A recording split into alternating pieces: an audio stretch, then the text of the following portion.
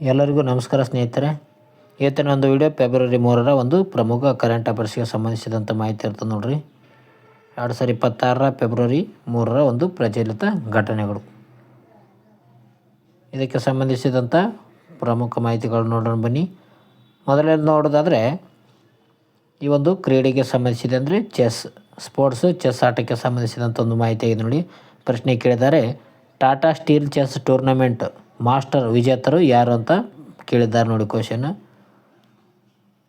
ಇದಕ್ಕೆ ಸರಿಯಾದ ಉತ್ತರ ಯಾವುದಪ್ಪ ಅಂತಂದರೆ ಆಪ್ಷನ್ಸ್ ಬಿ ಆಗಿದೆ ನೋಡಿ.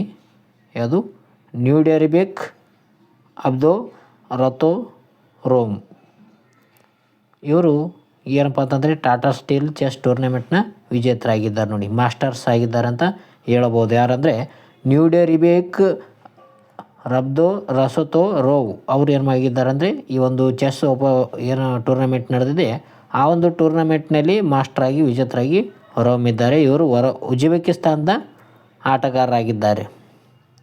ಚೆಸ್ ಆಟಕ್ಕೆ ಸಂಬಂಧಿಸಿದಂಥ ಆಟಗಾರ ನ್ಯೂಡೆರಿಬೇಕ್ ಅಬ್ದೋ ರಸತೋ ರೋವ್. ಇದರ ಬಗ್ಗೆ ಸ್ವಲ್ಪ ಮಾಹಿತಿ ನೋಡೋದಾದರೆ ಇವರು ಸ್ಥಳ ಎಲ್ಲಿ ಅಂದರೆ ನೆದರ್ಲ್ಯಾಂಡ್ ದೇಶದಲ್ಲಿ ನಡೆಯುತ್ತದೆ. ಈ ಒಂದು ಚೆಸ್ ಆಟ ಎಲ್ಲಿ ನಡೀತದೆ ಅಂದರೆ ನೆದರ್ಲ್ಯಾಂಡ್ ದೇಶದಲ್ಲಿ ನಡೆದಿದೆ. ಇದರ ಒಂದು ಫಲಿತಾಂಶ ನೋಡೋದಾದರೆ ಫೈನಲ್ನಲ್ಲಿ ಭಾರತದ ಅರ್ಜುನ್ ಎರಿಗೈಸಿ ಅವರನ್ನು ಸೋಲಿಸಿ ನ್ಯೂಡೆರಿಬೇಕ್ ಚಾಂಪಿಯನ್ ಆಗಿದ್ದಾರೆ ನೋಡಿ. ಭಾರತದ ಅರ್ಜುನ್ ಎರಿಗೈಸಿ ಅವರನ್ನು ಸೋಲಿಸುವ ಮೂಲಕ ಈ ಒಂದು ನ್ಯೂಡೆರಿಬೇಕ್ ಚಾಂಪಿಯನ್ ಆಗಿ ಹೊರಹೊಮ್ಮಿದ್ದಾರೆ. ಭಾರತ ಸಾಧನೆ ಏನಿದೆಪ್ಪ ಅಂತಂದರೆ ಡಿ ಗುಕೇಶ್ ಅವರು 8ನೇ ಸ್ಥಾನ ಪಡೆದಿದ್ದಾರೆ ನೋಡಿ. ಭಾರತ ಕಡೆಯಿಂದ ಡಿ ಗುಕೇಶ್ ಅವರು 8ನೇ ಸ್ಥಾನವನ್ನು ಪಡೆದುಕೊಂಡಿದ್ದಾರೆ.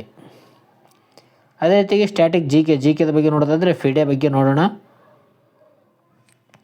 ಫಿಡೆ ಇದೊಂದು ಚೆಸ್ ಆಟಕ್ಕೆ ಸಂಬಂಧಿಸಿದಂಥ ಒಂದು ಸಂಸ್ಥೆ ಅಂತ ಹೇಳ್ಬೋದು. ಇದು ಅಂತಾರಾಷ್ಟ್ರೀಯ ಚೆಸ್ ಒಕ್ಕೂಟನೇ ಆಗಿದೆ. ಇದು ಸ್ಥಾಪನೆ ಆಗಿದ್ದು ಯಾವಾಗಂದ್ರೆ 1924 ಫೆಬ್ರವರಿ. ಈ ಒಂದು ಫೆಡೆ ಅಂದರೆ ಅಂತಾರಾಷ್ಟ್ರೀಯ ಚೆಸ್ ಒಕ್ಕೂಟದ ಬಗ್ಗೆ ನೋಡೋದಾದರೆ ಇದು 1924ರಲ್ಲಿ ಪ್ಯಾರಿಸ್ನಲ್ಲಿ ಸ್ಥಾಪನೆ ಆಗಿದೆ ನೋಡಿ ಫೆಡೆ. ಇದರ ಒಂದು ಕೇಂದ್ರ ಕಚೇರಿಯಲ್ಲಿ ಅಂದರೆ ಲೂಸನ್ಯದಲ್ಲಿ ಕಂಡುಬರುತ್ತೆ, ಸ್ವಿಟ್ಜರ್ಲ್ಯಾಂಡ್ನ ಲೂಸನ್ಯದಲ್ಲಿ ಕಂಡುಬರುತ್ತೆ.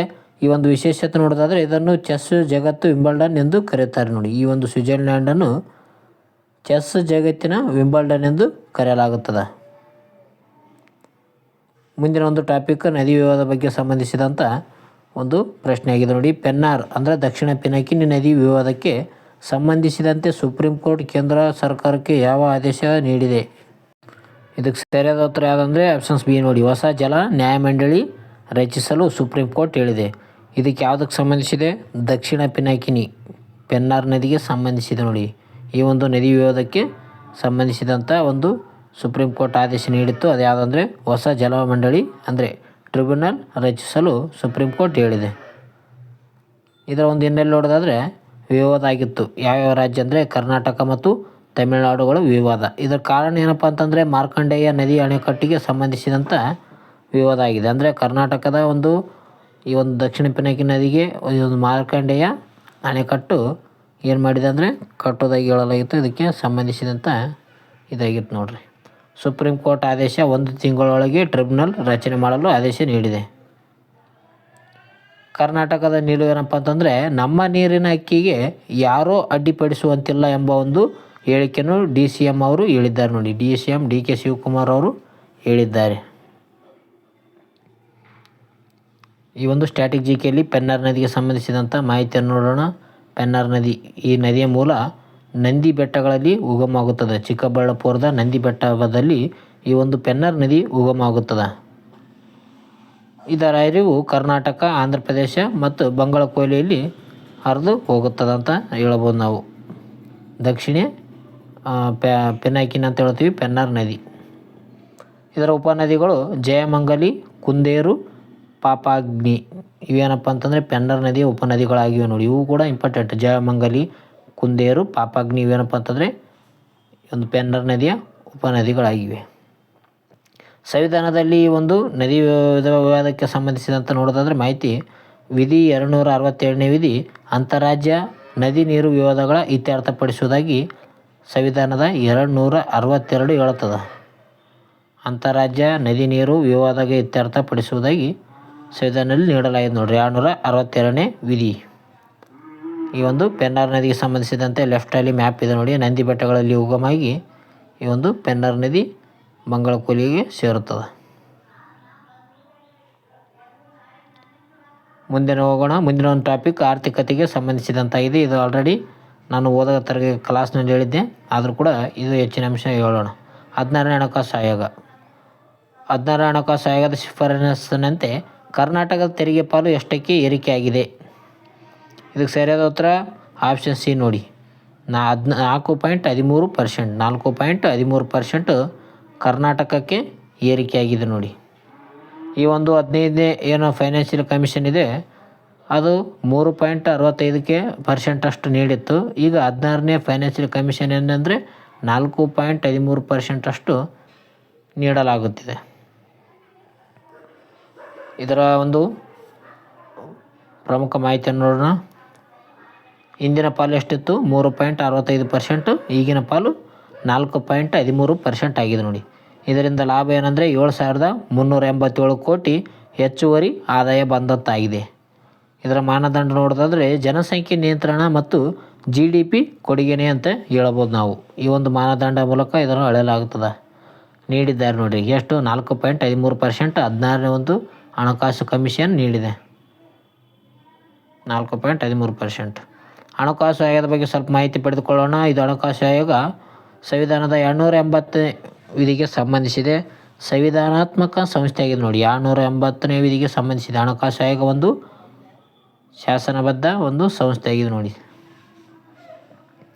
ಇದನ್ನು ನೇಮಕ ಮಾಡೋರು ಯಾರಪ್ಪ ಅಂತಂದರೆ ರಾಷ್ಟ್ರಪತಿ ಅವರು ಏನಪ್ಪ ಅಂತಂದರೆ ಹಣಕಾಸು ಆಯೋಗದ ಮುಖಸ್ಥರನ್ನು ನೇಮಕ ಮಾಡುತ್ತಾರೆ. 16ನೇ ಆಯೋಗದ ಅಧ್ಯಕ್ಷರು ಯಾರಿದ್ದಾರೆ ಅಂದರೆ ಅರವಿಂದ್ ಪನಾಗರಿಯಾ. 16ನೇ ಹಣಕಾಸು ಆಯೋಗದ ಅಧ್ಯಕ್ಷರು ಅರವಿಂದ್ ಪನಾಗರಿಯಾ ಅವರು ಇದ್ದಾರೆ ನೋಡ್ರಿ. ಇದು ಕೂಡ ಭಾಳ ಇಂಪಾರ್ಟೆಂಟ್ ಆಗುತ್ತೆ. ಪ್ರಸ್ತುತ ಈ ಒಂದು ಹಣಕಾಸು ಆಯೋಗದ ಅಧ್ಯಕ್ಷರು ಯಾರಿದ್ದಾರೆ ಅಂತ ಕೇಳ್ಬೋದು. 16ನೇ ಹಣಕಾಸು ಆಯೋಗದ ಅಧ್ಯಕ್ಷರು ಅರವಿಂದ್ ಪನಾಗರಿಯಾ. ಮುಂದೆ ನೋಡೋಣ. ಸಾಮಾಜಿಕ ಕಲ್ಯಾಣದ ಬಗ್ಗೆ ಒಂದು ನ್ಯೂಸ್ ಕೊಟ್ಟಿತ್ತು. ಕಲ್ಯಾಣ ಕರ್ನಾಟಕದ ಭಾಗದಲ್ಲಿ ಕಳೆದ 4 ವರ್ಷಗಳಲ್ಲಿ ತೀವ್ರ ಅಪೌಷ್ಟಿಕತೆ ಎಷ್ಟು ಪ್ರಮಾಣದಲ್ಲಿ ಇಳಿಕೆಯಾಗಿದೆ ಅಂತ ಕೊಟ್ಟಿದ್ದಾರೆ ಪ್ರಶ್ನೆ. ಇದಕ್ಕೆ ಸರಿಯಾದ ಉತ್ತರ ಆಪ್ಷನ್ ಸಿ 70% ನೋಡಿ. 70% ಅಷ್ಟು ಕಲ್ಯಾಣ ಕರ್ನಾಟಕದಲ್ಲಿ ಈ ಒಂದು ಅಪೌಷ್ಟಿಕತೆ ಪ್ರಮಾಣ ಇಳಿಕೆಯಾಗಿದೆ. ಇದರ ಬಗ್ಗೆ ನೋಡೋದಾದರೆ 2022-23ರಲ್ಲಿ 11,750 ಮಕ್ಕಳು ಇದ್ದರು. ಅದೇ ರೀತಿಗೆ 2025-26ರಲ್ಲಿ 2,582 ಮಕ್ಕಳು ಕಂಡು ಬಂದಿದ್ದಾರೆ. ಅಪೌಷ್ಟಿಕತೆ ಕಡಿಮೆ ಆಗಿದೆ ಅಂತ ಹೇಳ್ಬೋದು. ಅಂದರೆ 2023-22ರಲ್ಲಿ ಅತಿ ಹೆಚ್ಚು 11,750 ಜನ ಇದ್ದರು ಅಪೌಷ್ಟಿಕತೆಯಿಂದ ಬಳಲುತ್ತಿರುವ ಮಕ್ಕಳು. ಈಗ ಕಡಿಮೆ ಆಗಿದೆ ಅಂತ ಹೇಳ್ಬೋದು. ಅತಿ ಹೆಚ್ಚು ಒಂದು ಅಪೌಷ್ಟಿಕತೆ ಹೊಂದಿರುವಂಥ ಒಂದು ಜಿಲ್ಲೆ ಯಾವುದಂದರೆ ರಾಯಚೂರು ನೋಡಿ. 1,066. ರಾಯಚೂರು ಅತಿ ಹೆಚ್ಚು ಅಪೌಷ್ಟಿಕತೆ ಹೊಂದಿರುವಂಥ ಒಂದು ಜಿಲ್ಲೆ ಆಗಿದೆ. ಅದೇ ರೀತಿಯಾಗಿ ಅತಿ ಕಡಿಮೆ ಅಪೌಷ್ಟಿಕತೆ ಹೊಂದಿರುವಂಥ ಮಕ್ಕಳ ಒಂದು ಸಂಖ್ಯೆಯಲ್ಲಿ ಕಂಡುಬರ್ತದೆ ಅಂದರೆ ಬೀದರ್ನಲ್ಲಿ ಕಂಡುಬರ್ತದೆ. ಬೀದರ್ ಇದು ಕೂಡ ಇಂಪಾರ್ಟೆಂಟ್ ಆಯ್ತು ನೋಡ್ರಿ. ಅಪೌಷ್ಟಿಕತೆಗೆ ಸಂಬಂಧಿಸಿದಂಥ ಪ್ರಶ್ನೆ ಕೇಳಬಹುದು. ಬೀದರ್ನಲ್ಲಿ ಕಡಿಮೆ ಇದ್ದಾರೆ, ರಾಯಚೂರಿನಲ್ಲಿ ಜಾಸ್ತಿ ಮಕ್ಕಳು ಅಪೌಷ್ಟಿಕತೆಗೆ ಇದ್ದಾರೆ. ಸ್ಟ್ಯಾಟಿಕ್ GKಯಲ್ಲಿ 371J ಯಾವುದಕ್ಕೆ ಸಂಬಂಧಿಸಿದೆ ಅಂದರೆ ಕಲ್ಯಾಣ ಕರ್ನಾಟಕಕ್ಕೆ ವಿಶೇಷ ಸ್ಥಾನಮಾನವನ್ನು ನೀಡುವುದಕ್ಕೆ ಸಂಬಂಧಿಸಿದೆ. 371ನೇ J ವಿಧಿ ಯಾವುದಕ್ಕೆ ಸಂಬಂಧಿಸಿದೆ ಅಂತ ಹಲವಾರು ಬಾರಿ ಎಕ್ಸಾಮ್ನಲ್ಲಿ ಕೇಳಿದ್ದಾರೆ. ಕಲ್ಯಾಣ ಕರ್ನಾಟಕದ ವಿಶೇಷ ಸ್ಥಾನಮಾನ ನೀಡೋದಕ್ಕೆ ಸಂಬಂಧಿಸಿದೆ. ಇದರ ಒಂದು ಯೋಜನೆ ಏನಪ್ಪ ಅಂತಂದರೆ ಪೋಷಣ್ ಅಭಿಯಾನ್. ಅಂದರೆ ಈ ಒಂದು ಅಪೌಷ್ಟಿಕತೆಯ ಯೋಜನೆ ಯಾವುದಂತ ನೋಡೋದಾದರೆ ಪೋಷಣ್ ಅಭಿಯಾನ್ ಆಗಿದೆ ನೋಡಿ.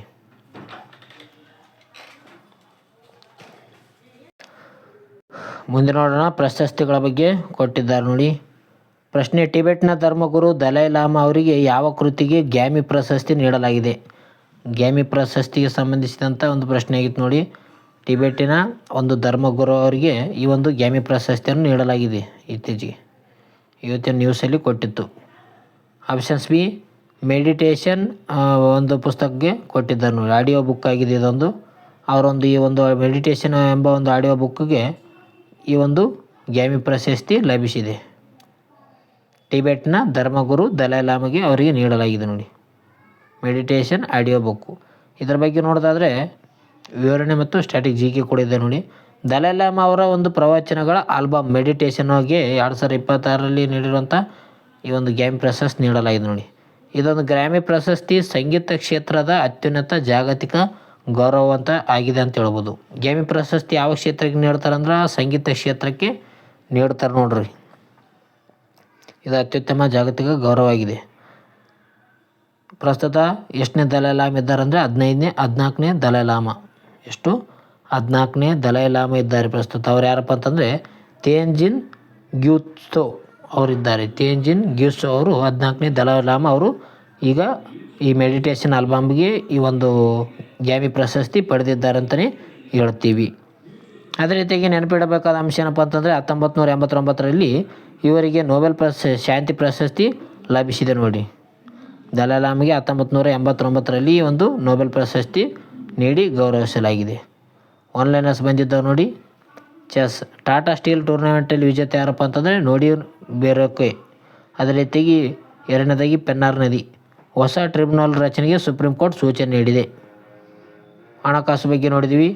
16ನೇ ಹಣಕಾಸು ಆಯೋಗ ಕರ್ನಾಟಕ ಪಾಲು ಎಷ್ಟಾದರೆ 4.13%. ಆರೋಗ್ಯದ ಬಗ್ಗೆ ಕೂಡ ನೋಡಿದ್ವಿ. ಕಲ್ಯಾಣ ಕರ್ನಾಟಕದಲ್ಲಿ ಅಪೌಷ್ಟಿಕತೆ 70% ಇಳಿಕೆ. ಕೊನೆಯದಾಗಿ ದಲೈ ಲಾಮ ಅವರಿಗೆ ಮೆಡಿಟೇಷನ್ ಎಂಬ ಆಲ್ಬಮ್ಗೆ ಗ್ರಾಮಿ ಪ್ರಶಸ್ತಿ ನೀಡಲಾಗಿದೆ.